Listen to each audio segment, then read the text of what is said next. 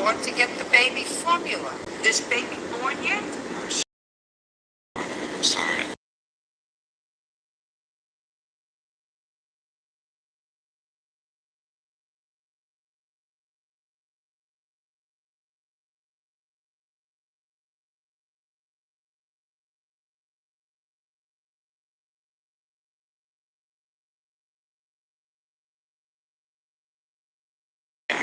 In the amount of $4,000, is that right? Yes. And how much was the payout on the car? They hadn't paid. There was a total of $7,000. How much did you pay? Total amount? I don't know the total amount. Well, how much are they coming after you for? They're not coming me after. It's paid for. By who? Progressive. By insurance. My insurance covered it. They gave me 4 and the rest was paid off with the car. What did they give you 4 for? The amount of the car, I guess. So they paid out a total of $11,000 on the car? 7 to pay off the loan and 4 to you? I believe so, yeah. Oh, nice. So this was a really good accident for you. Now, what happened is, according to you, they came to you sometime after the accident and asked to borrow $1,000. Gave them $1,000. Then you went to collect $1,000, and they said, you gave us this $1,000 after you got this insurance check, this windfall. We were paying for the insurance on the car, right? The check should have been ours, because one side sees about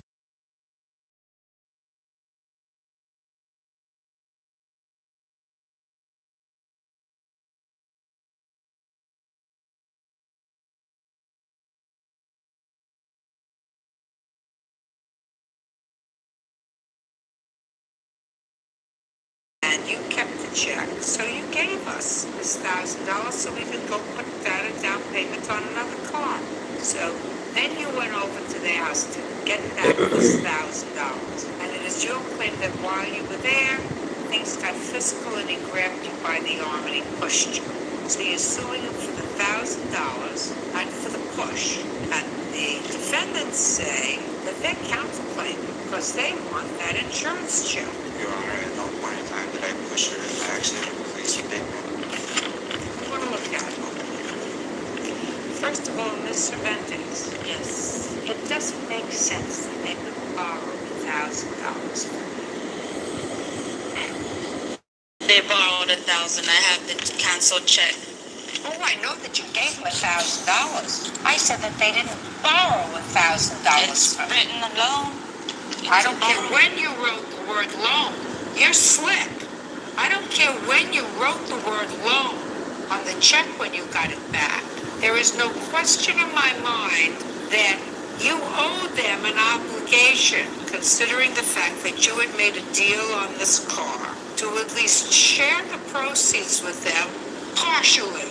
After all, you had been paying on this car for years. They had only been paying on the car for 3 months. So it seems to me $1,000 would be perfectly reasonable for them to expect you to let them have as part of the financial input they had in securing this $4,000 insurance check for you, because they paid half the insurance and they were paying the monthly car payments. That doesn't excuse the fact that he was driving without a license. So I don't believe that there was a loan, period, because it doesn't make sense. They made payment on it. They did make payment on they the did. loan. Let me see where they made payment on the loan. I have text messages here It says what? that they made a payment on the loan. He brought the Show $100 me. payment. I don't believe, I'm not going to believe him either. Show me the text message where they say that they either made or will make a $100 payment on this loan. There's 8 messages here, but here's the one for $100. That's all.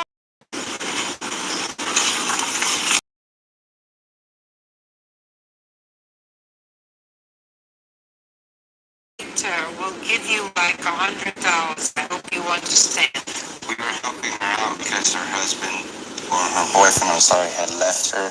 And we were also helping by taking care of him. He was living with us as well. Yeah, because he got him kicked out. She, He got him Don't drunk. speak. and she was in financial need, so we were just helping her out with money. I hope you So understand she is not helping me out, that's helping you out. In any event, if they weren't smart enough to get $1,000 from you, they should have been, because you owe them $1,000. No question. You made a sale of this car. It was not a lease. However, title had not passed yet because they had not fulfilled their end of the obligation. Right. So actually, if you had been out any money, certainly you would have been entitled to this entire amount. But you got a windfall of $4,000. You sold them the car for $5,000. I didn't sell the car for $4,000. They were supposed to put a down payment. I'm not interested in your down payment story anymore. Do you get it? Yeah. Judge Judy continues in a moment. You burglarized his house. I didn't burglarize anything. Yes, you did. You went into his house, and once you got into his house, you started trashing his property. And later today, Who'd you sell it to? Huh? Huh? It's not an answer. I'm sorry. I had a private dealer sell it. Did you have any profit? Uh, It's not an answer.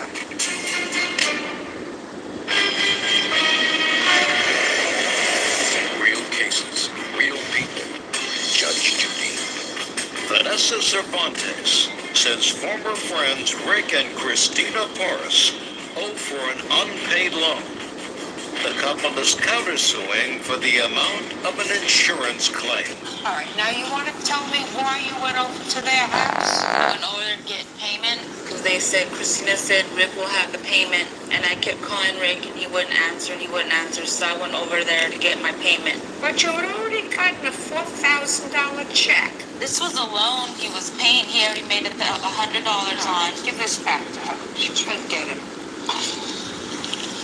I'm interested, Miss Cervantes. I read your complaint very carefully, and you said that when you went over there to collect this payment, and they weren't forthcoming with the payment. Let me see, Rich. He left the and as he walked away to go back to sleep, I went to his house and told him I was going to sit there until I got my money.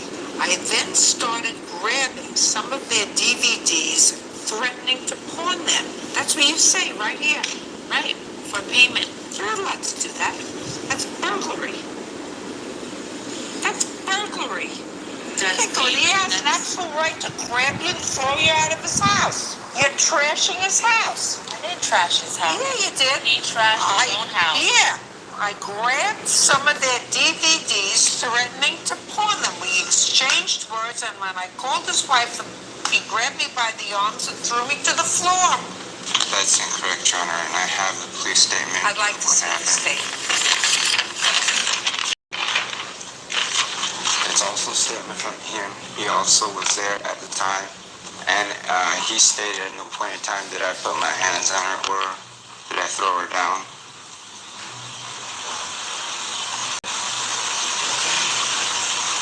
What property did you tell the police he had of yours? That's what you told the police, property, not money, not a loan. Said he had property. I didn't say property. Well, that's what so the police are lying.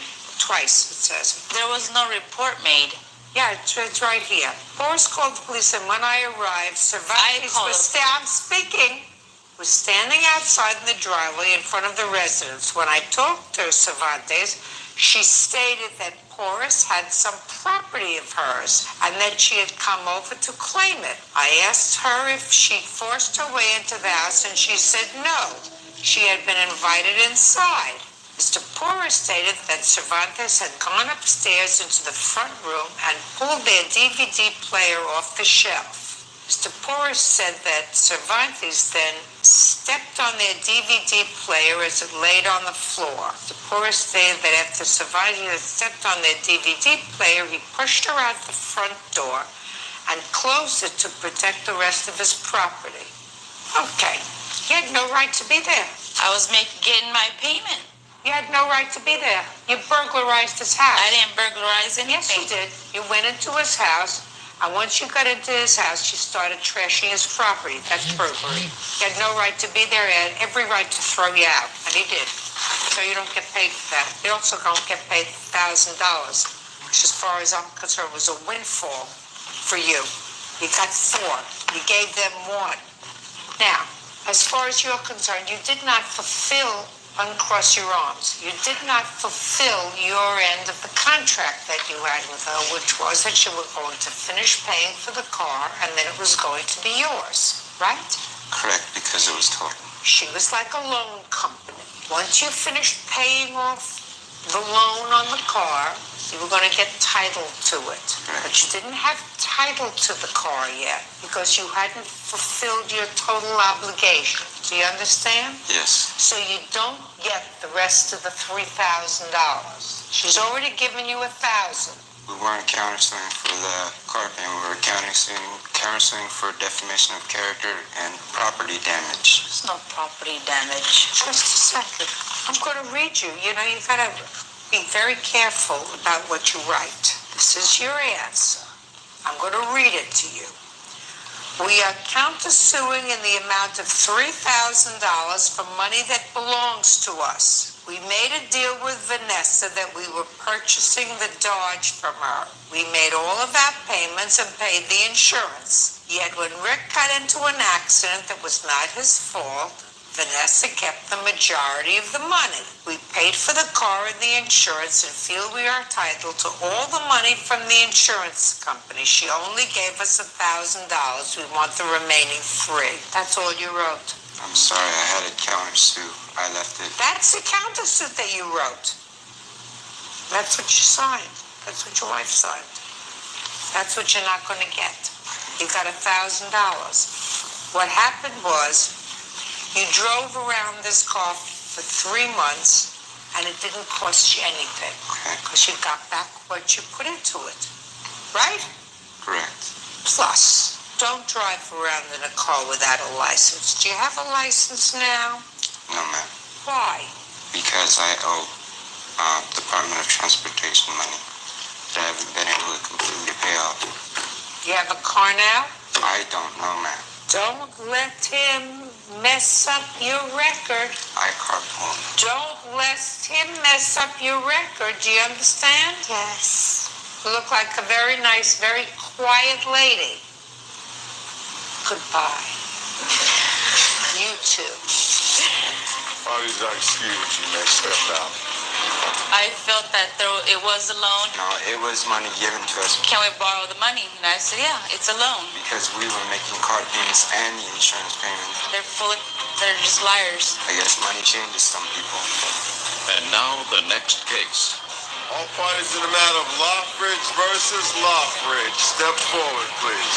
22-year-old Christopher Lothridge is suing his ex-wife, 22-year-old Carolise Lothridge, for unpaid parking tickets on a vehicle they both own.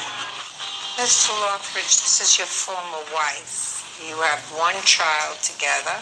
You have physical custody of that child, according to what I read here, and it is your claim that prior to the divorce, your wife accumulated parking tickets on a truck that was subsequently given to you in the divorce decree. When you went to re-register the trucks, you ascertained that there were parking tickets on the car, parking tickets that had accrued, you believe, when your wife was driving the truck.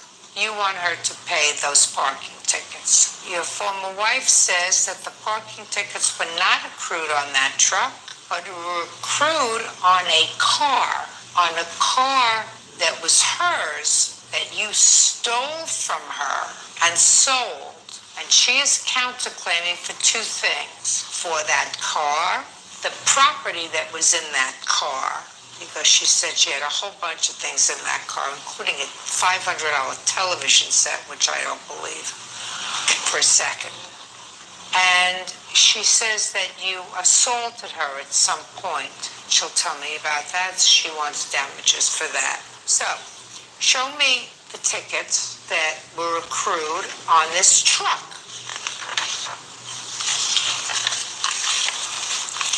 Would you like the receipts that I paid the tickets? No, I want to see that they were on the truck.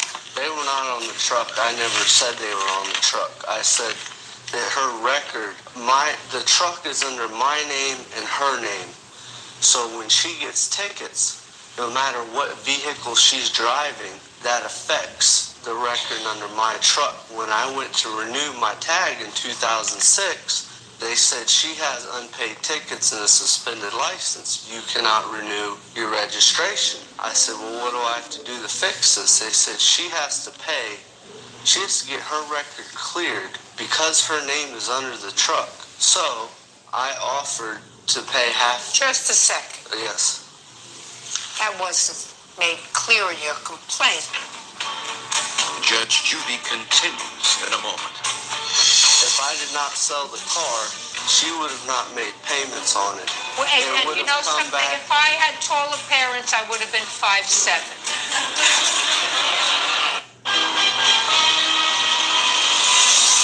Real cases, real people. Judge Judy. Christopher Loffridge says ex-wife Carolise Loffridge owes for unpaid parking tickets. Carolise is countersuing for stolen property and an assault. So this has nothing to do with your truck. The parking ticket she got was on a car, a Toyota. Yes, ma'am. And what happened to the Toyota? The Toyota, when we separated, which was October 14th, 2005, I gave her 2 months. I said, if you get a job and you take over the payments, you can have the car. 2 months went by. She never got a job. I continued to make the payments for a car that I didn't drive.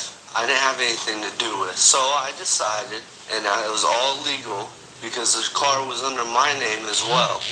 I went and got the car with my own key, and yes, I sold the car because I didn't want to keep making payments and insurance payments on a Who'd vehicle you sell it that... to? Huh? It's not an answer. I'm sorry, I had a private dealer sell it. Did you pay off the loan Yes. in full? Yes, ma'am. Did you have any profit? Is not an answer. Yes, I had a profit of $2,000 that I ended up putting back into my truck because my I don't transmission... care whether you have put it back into your truck or not. That's so you pay your parking tickets out of it. She's not paying your parking tickets. You took her mode of transportation, you sold it, you made a $2,000 profit, and now you're fetching about some parking tickets that you wanted to pay for a couple $100. Pay them yourself. Pay them yourself. I did pay him. Good. Did you give her back half the $2,000? No, Why not? because That's joint property. That's marital property. I didn't have to. You didn't have to? I don't have to order her to pay for your parking tickets. You don't have to? Of course you don't have to. But you had key. You went and got her mode of transportation. You sold it. Now, if you said to me, I sold it, and I lost money because the loan outstanding on her car was more than I got for it when I sold it, I'd be sympathetic to you.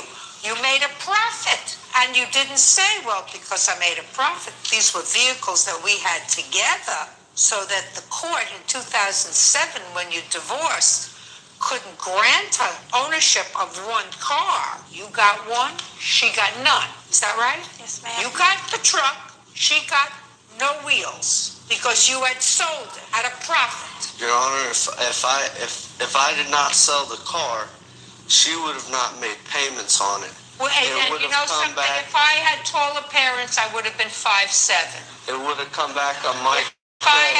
If I had taller parents, I would have been 5'7". Bottom line is, the objective fact is you sold her car at a profit that is joint property, and you chose not to give her half the property. So stop complaining that you had to pay a few $100s in parking tickets. That's your problem. Now, that was in 2005. Yes, ma'am. So I don't want to hear any nonsense about the $500 television that was in your Toyota Corolla when he stole it. Because if he stole your $500 television set, you would have complained to the judge who didn't finalize a decree until 2007. Wouldn't you have? I actually did, and the judge just asked him, where's the TV? And he said he didn't have it. So it's already been adjudicated. Mm-hmm. So if it's been adjudicated once, it can't be adjudicated again. Okay. What? In our final divorce, what she's talking about, February 20th, 2007, she brought up the car. She brought up the materials in the car. She brought up everything she's talking about, and the judge adjudicated it. Listen, weren't you paying attention? Judge Judy continues in a moment. Want justice? Go to judgejudy.com or call 1-888-800-JUDY. I said you adjudicated it once, you can't adjudicate it again. Okay. Right? Yes, ma'am. You get nothing. You didn't do the right thing initially. When you took her car, you should have given her half the profit, because that's marital profit. You kept the $2,000 for yourself and put it in your truck. Huh. Nice. And then you have the audacity to come to court and ask for the parking tickets on the truck. That's case number 285 on the calendar in the matter of Holderbaum versus Gutierrez. Thank you. You're welcome, Judge. Parties have been sworn in. You may be seated. Ma'am, have a seat. Ms. Holderbaum, Mr. Gutierrez is the cousin of your ex-husband. Yes, ma'am. And at some point, I don't know whether you were still married to your husband at the time. I assume you were. Is Yes, that right? I was. You co-signed a car loan, a lease, for Mr. Gutierrez. Yes, I did, Your Honor. And then something happened, you took the car back. And it ended up costing you a bundle for the lease. You want Mr. Gutierrez to be responsible. Mr. Gutierrez says, because of the way this all came down, it's your problem. When were you and your husband divorced? Our Or divorce. separated? We separated in February of 2006. And when did you co-sign this car lease for Mr. Gutierrez? September of 2004. Why didn't your husband co-sign for him? It's his cousin. My husband told me it wasn't a good idea. I basically looked at it as he was a young man, a hard worker. Your husband, who was his cousin, known him his whole life, said to you, "Don't do it, Shelley. It's not a good idea." And you want to know something? I would have told you the same thing. I know, Your Honor. Okay. So you co-signed this car lease for him. What kind of car did he lease? Ford Expedition. What did he need a Ford Expedition for? For him and his family. How large is your family? I have my wife and one son. You could drive a smart car with your wife and one son. What'd you need a Ford Expedition for? Well, first of all, when they came out, I would like to have a Ford Expedition. I would like to be 5'6". It didn't happen to me. The thing is, sometimes I take my trucks to work, and I need more seats because I got sometimes 3 to 4 helpers. What happened to the truck that she co-signed for you? Well, I had an accident. Tell me about the accident. Well, in Detroit, Michigan, where we live, it snows. Just tell me, it was in the snow? Yeah, it was snow. What did you hit? I hit a post on the sidewalk. A post? Yeah. Post wasn't moving, right? No. So what happened to the car? It didn't start back, so I called Shelly and told her what happened that day, and she just told me I gotta call the police to make the report. So she was gonna call the insurance, and she will call me back. What happened, Shelley? Well, he hit a light pole, no fault. He called me. I told him, as long as you're not hurt, nobody's not hurt, that's great. Even though I co-signed, I carried the insurance on the vehicle because I was afraid. If he didn't make a payment, I would find out about that in 30 days. If he didn't pay the insurance when something like this happened, Gotcha. I would have been Gotcha, Shelley. So what happened was, it went to the body shop. They towed it directly to the body shop to the tune of $9,000 worth of damage, which wasn't even the problem, Your Honor.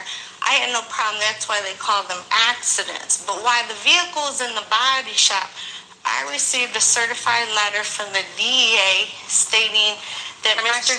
Gutierrez was stopped in St. Louis, Missouri on January 19th with $309,900 in the vehicle. That's why he couldn't have the truck back.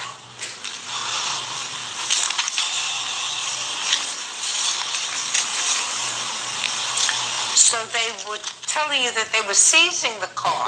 No, they had given the vehicle back to him on site. They seized the money. They gave the vehicle back and What was released him. $309,900 doing in your Ford Expedition? I don't know. Hidden in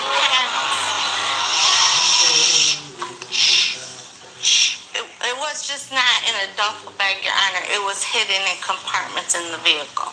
So they basically ripped the truck apart, the whole interior, like plastic parts and the thing.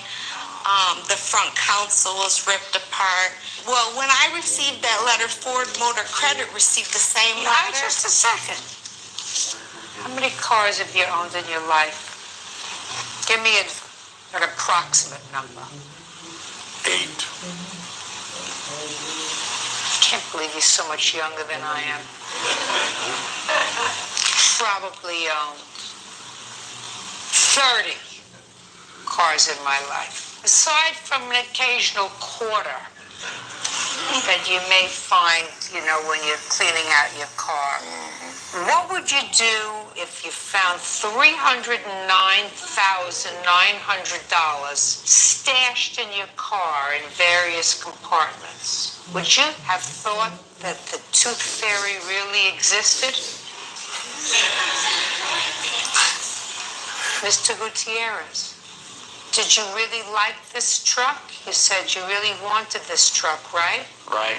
And you used it for your family? Yes. And you used it for your work? Yes, ma'am. What kind of work do you do? Don't look down. Carpet Look at me. installer. What? Carpet installer. Carpet installer. Yes. You do the work yourself. Well, I have help. கால் பிரச்சனைகளை ஆரம்பத்திலேயே தடுக்கும் புதிய Colgate active salt Have helpers. That help you. Yeah. You go on the jobs with them? Yes, ma'am. You go on all the jobs with them? Yeah. So I assume if you have helpers, Mr. Gutierrez, you put them in the back of the car. Is that right? Yes, ma'am. So you drive. Yes, I try. And when you go out with your wife, does she drive? No, I always drive. So when do you think someone snuck this $300,000 into your car, Mr. Gutierrez? Well, I'm not sure, ma'am. Your Honor, and when he had the accident in February, less than 5 months, he had put 11,690 miles on that truck.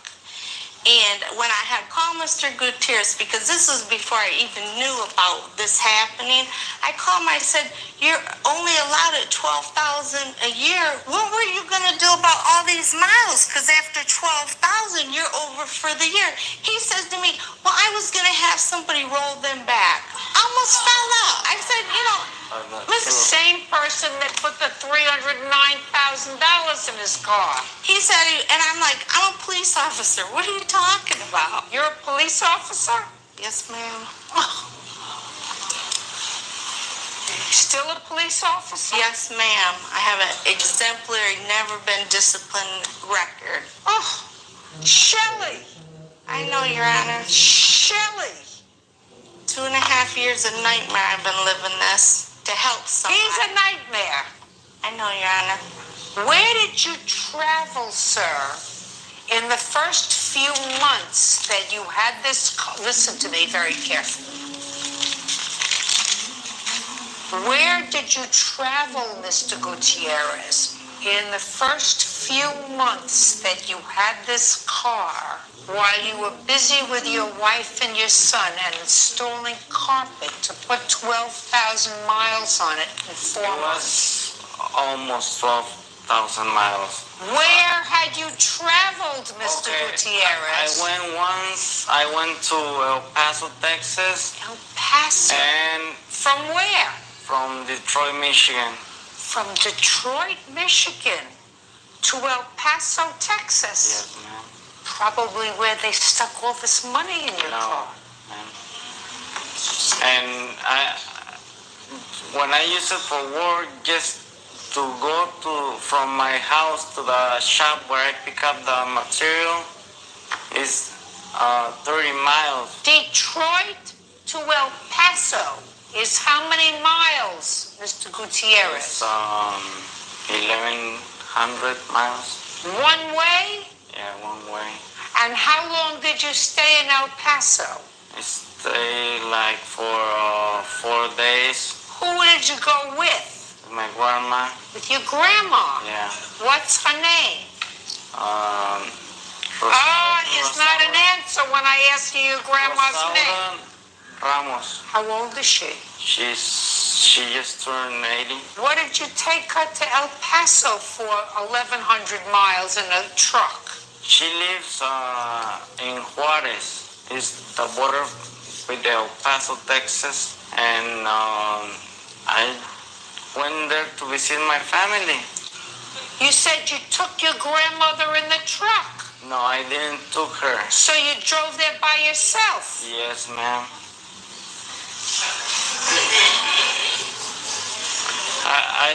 I tried to from. See stupid written over here, Mr. No. Gutierrez. Ma'am, no. Judge Judy continues in a moment. Somebody was doing something naughty in this vehicle, like transporting drugs in the car. Now, I'm not suggesting that someone would be you, sir. I'm not suggesting that at all. And later today, Mr. Courier says I'm cute. Aside from saying I'm cute, you thought he was cute and nice. Yeah, he is. Yeah, it's just a mooch.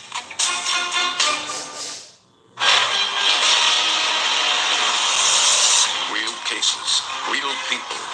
Judge Judy. Shelley Holderbaum says her ex-husband's cousin, Vicente Gutierrez, crashed a Ford Expedition that was leased in her name.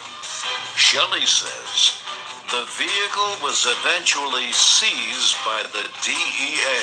How much did it cost you because of the over mileage and because of ripping the car apart? $1,272.21 for the over mileage. The deductible on his accident was $350. The repair for the broken parts inside the vehicle was $715.50.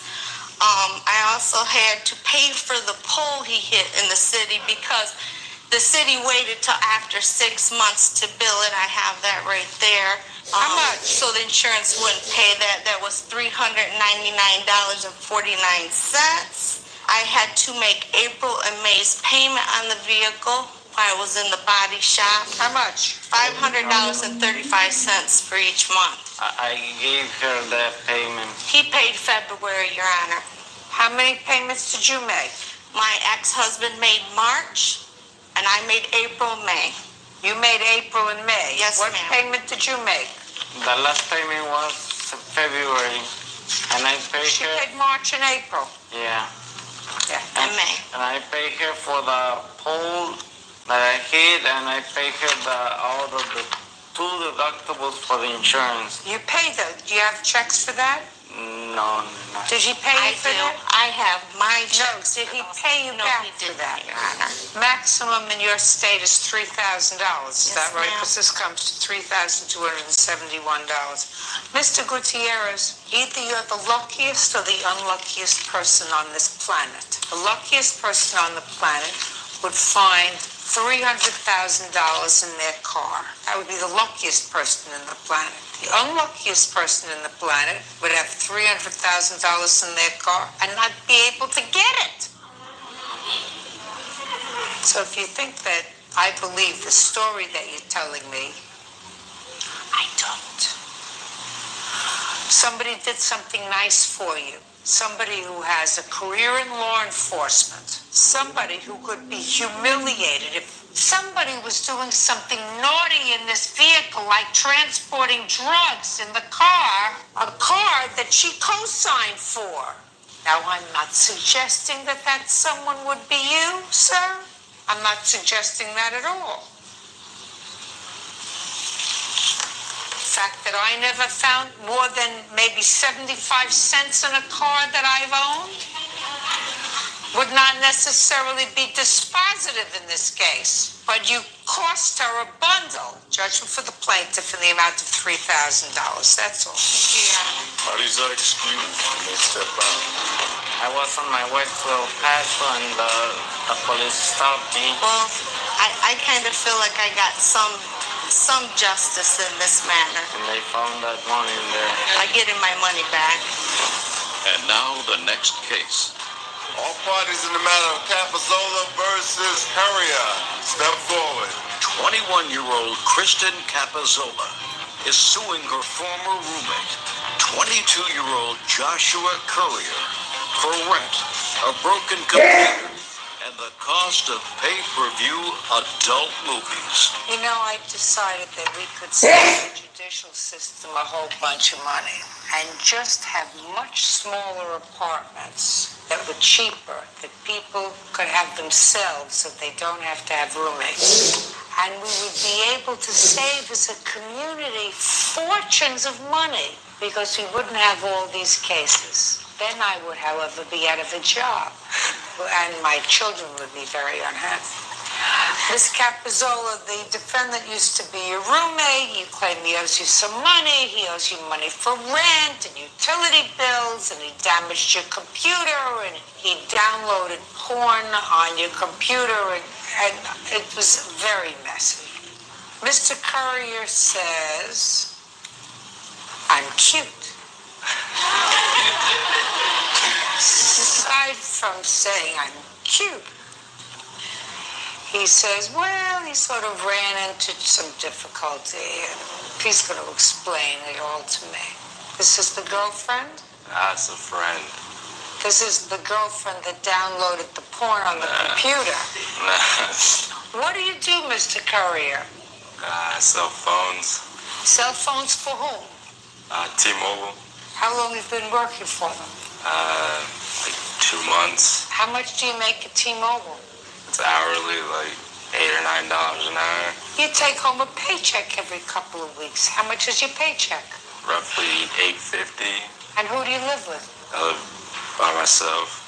What is this? I mean, is that a question or is that a statement? I live by myself. And how much rent do you pay? $6.50. You have a car? No. Have any other big expenses? No. Great. So you would say you're on your feet financially. Yes. Great. That's really good. Because one of the things that Miss Capozola says is that you told her you would pay her back for covering your rent when you got on your feet. Yes.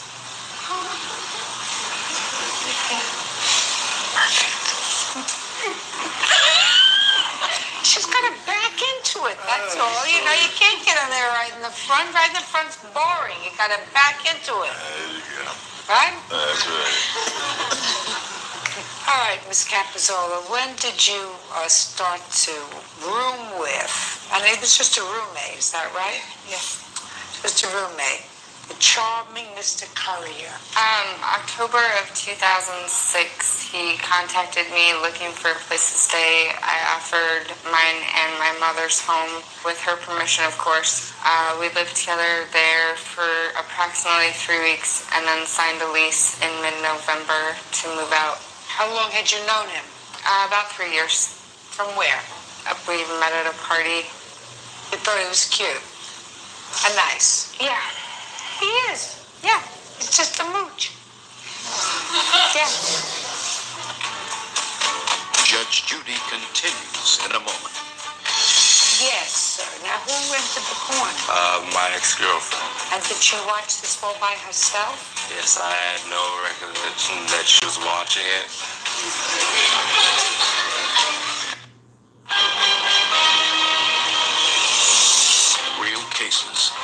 people. Judge Judy. Kristen Capizzola says ex-roommate Joshua Courier owes for rent, a broken computer, and for adult movies he ordered and never paid for. Joshua claims it was his ex-girlfriend who ordered the movies. So, you moved into this place In November. both of you signed the lease? Yes, we did. Now, he paid his rent for a while, and then according to No. him, he hit some hard times. The rent was never paid to begin with. The first month we were there, he mysteriously lost a money order, and I was forced to pay the entire month of that rent. How much was that? That was $320. But the next 2 months went well. He did Great. pay rent on time. Great, well, that's what he says pretty much. Until April of 2007. Correct. What happened in April 2007? My check bounced. She called me and told me that it bounced when I was at work and that we need to figure out how we were going to pay it. And so showed up at the leasing office. We tried to figure it out. I don't know, like a week went by. She called me and Oh, told you get over, please. You know I'm getting older by the second. Okay, Did she cover your rent? in April, Yeah, no, you paid it. no, Who paid it? nobody. How could you not pay rent? Did you pay the rent? Yes, I did. Of course she did. You mean the landlord says you're such a nice guy? I'm going to let you just breeze over. How much rent did you cover for him? For March and April, I covered $960. Total, I covered $1,600 Now, according to you, you don't really deny this in your answer. You said, I always paid my rent until April when I was having money issues. Kristen told me not to worry. She told me just to get back on my feet. Yes, Well, you're back on your feet, right? yes. So you got to pay her the rent. I don't feel like I owe her the money because she told me not to worry about it. She said, sign yourself off the lease and then move out by the 1st. And I got the rest. And she was there. First of what? The 1st of May. 1st of May. Yeah. Well, we're talking about March and April. When I paid March rent, my check bounced. In April. Well, I understand that. And in April, I had like a couple days until rent was due. And that's when the check bounced. That's what she called me. It said the check bounced. We're talking about rent for half the month when you first moved in when you didn't have it. And for 2 months. Yeah. March and April. And you moved out in May. Is that right? Yes. That's all I'm talking about. Do you have proof that you paid that rent? No. And are you back on your feet? Yes. Perfect. Cute, but no cigar. What else do you want from him? I would like half of the Comcast bill that I paid for 5 months. The agreement was we wanted cable, we wanted internet, we wanted phone, so... You should have turned it off. You should have turned it off. If he wasn't paying it and he was not being terribly responsible with money, then you should have turned it off. You don't need cable. Right. I would at least like to be reimbursed for the porn that was rented on our cable bill. Yes, sir. Now, who rented the porn? My ex-girlfriend. And your ex-girlfriend was your visitor. Yes. And did she watch this all by herself? Yes, I had no recollection that she was watching it. Well, how do you know it was her? She told me. But she told me she paid it, so I didn't. How much was the porn? $81.90. $1,681. Your guest, your worries. What else? My computer that is no longer in commission. I had to purchase a new computer. My computer is basically totaled. My mom was there when it happened. Well, what happened? Him and one of his friends were downloading music, and the blue screen of death came on, and the computer never worked again. Judge Judy continues in a moment. Want justice? Go to judgejudy.com. or call 1-888-800-JUDY. Now, did he have your permission to do that? He had my permission to be on the computer, yes. But I had no idea that viruses were being downloaded. And the second it happened, he told me, and he's like, I'll help you pay for half of it. What happened, sir? Actually, the night I guess it crashed, I wasn't even there. I came home like afterwards, and her mom and my friend was there, and they were watching TV, and they said the computer did not work. And I said, okay, what happened? And they said it just crashed, and I said, okay. And then she was like blaming my friend, and then I was like, that's not right. She downloaded music on it too, so it doesn't matter. And that's why I was only suing for half. Did you? Yes. Forget it. All right, you owe for the rent and you owe for your girlfriend's porn. Judgment for the plaintiff in the amount of $1,681. Thank you. Yes, case number 23 on the calendar in the matter of Winters versus Cornejo.